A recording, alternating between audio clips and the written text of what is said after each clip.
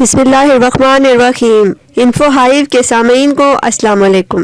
آج ہم جو موضوع زیر بحث لا رہے ہیں وہ اللہ کا اپنے بندوں پر نہایت ہی بہترین اور افضل ترین تحفہ ہے، اس کا نام نماز ہے۔ آج ہم اس نئی ویڈیو میں نماز کے چند دینی اور دنیاوی فوائد کو زیر بحث لائیں گے۔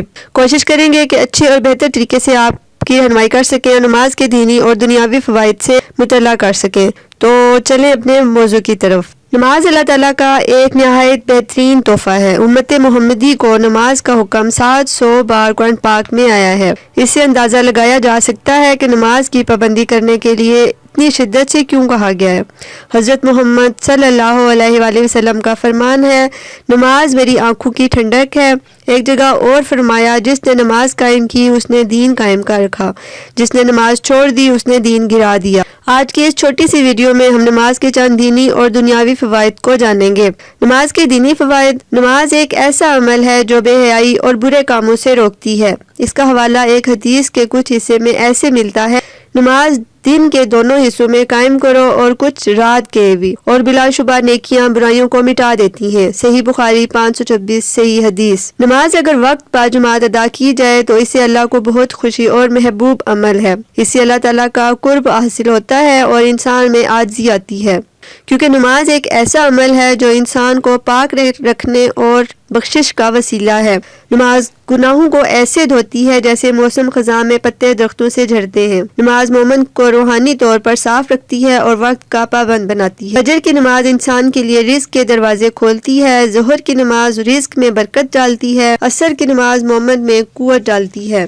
مغرب کی نماز نیک اولاد اور فرمانبردار بناتی ہے۔ عشاء کی نماز میں نیند میں راحت عطا کرتی ہے۔ اور اب پیش ہے نماز کے دنیاوی فائدے۔ اگر نماز کو دنیاوی طرز سے بھی دیکھا جائے اور سمجھا جائے تو یہ ایک نعمت سے بالکل کم نہیں ہے، کیونکہ انسان کا جسم ایک مشین کی مانند ہے، اس لیے اس کو بھی خوراک اور ورزش کی ضرورت ہوتی ہے۔ متوازن غذا اور ورزش ہی انسانی جسم کو مضبوط اور تندرست اور توانا رکھتی ہے۔ ایک سائنسی تحقیق کے مطابق انسان کا دماغ اور جسم اطراف سے اپنے ماحول سے الیکٹروسٹیٹ چارج کو اپنے اندر اکٹھا کر لیتا ہے۔ اس چارج کو جسم سے خارج کرنے کے لیے جسم کے مرکز کی طرف رخ کرنا پڑتا ہے اور زمین پر سر رکھنا پڑتا ہے، جس سے وہ چارج جسم سے خارج ہو جاتی ہے۔ کیونکہ زمین کا مرکز بالکل خانہ کعبہ ہے اور مسلمان خانہ کعبہ کی طرف منہ کر کے نماز پڑھتے ہیں، اور نماز میں سجدہ کرنے سے الیکٹروسٹیٹک چارج جسم سے مکمل طور پر خارج ہو جاتی ہیں، اس لیے انسان نماز کے بعد پرسکون ہو جاتا ہے۔ خون جب تک انسان کے اندر ہے انسان زندہ رہتا ہے،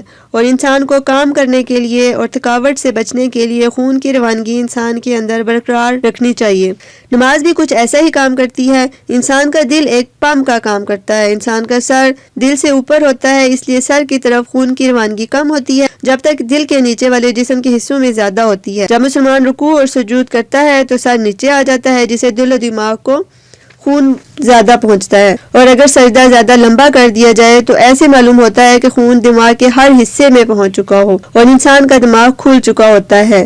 اسی طرح اگر نماز کے فوائد اور فضیلت بیان کرتے جائیں تو ختم نہ ہوں، جیسے کہ نماز کی ادائیگی سے پیٹ کا ڈھیلا پن ختم ہو جاتا ہے۔ نماز پڑھنے سے اگر جسم کا کوئی حصہ سن ہوا ہو تو وہ بالکل ٹھیک ہو جاتا ہے۔ رکوع کرنے سے کمر اور ٹانگوں کی ورزش ہوتی ہے۔ رکوع کرنے سے نماز کے دوران جسم میں بننے والی پتھری کا عمل سست ہو جاتا ہے۔ رکوع اور سجدے میں کمر کو لمبا کیا جاتا ہے، جس سے کمر کے موہرے کھل جاتے ہیں، جس سے خون کمر کے ہر موہرے میں پہنچ جاتا ہے۔ نماز میں جلسے کی صورت میں گھٹنوں کے جوڑ کھلتے ہیں اور وہ مضبوط ہوتے ہیں۔ اگر نماز کے فوائد اور فضیلت کو بیان کرتے جائیں تو وہ کبھی ختم نہیں ہوں گے، لہٰذا آج کے لیے اتنا ہی۔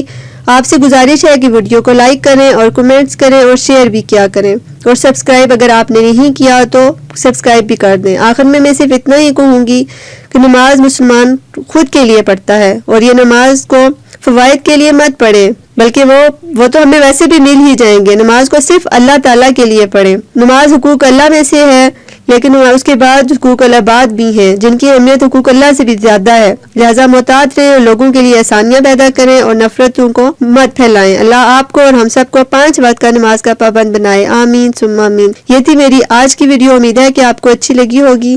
نیکسٹ ویڈیو کے ساتھ پھر حاضر ہوں گی۔ خوش رہیں، خوشیاں پھیلاتے رہیں۔ اللہ حافظ۔